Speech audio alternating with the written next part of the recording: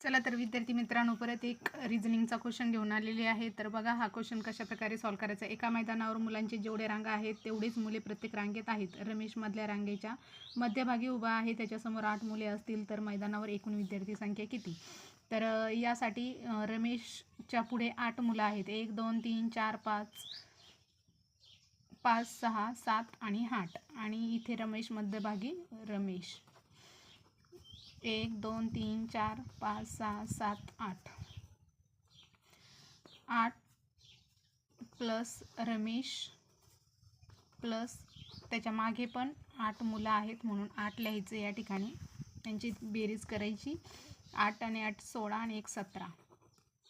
आता पुढचं काय दिलेलं. एका मैदानावर मुलांचे जेवढे रांगा आहेत तेवढेच मुले प्रत्येक रांगेत आहे. रमेश मधल्या रांगेच्या मध्यभागी उभा आहे, त्याच्यासमोर 8 मुले असतील तर मैदानावर एकूण मुले किती. तर एकूण मुले काढण्यासाठी 17 गुणिले 17 बरोबर. तर या ठिकाणी 17 गुणिले 17 जर आपण केलं तर 289 येतात. तर या ठिकाणी विद्यार्थी संख्या 289 आहे. आपलं फर्स्ट नंबरचा आन्सर इज करेक्ट.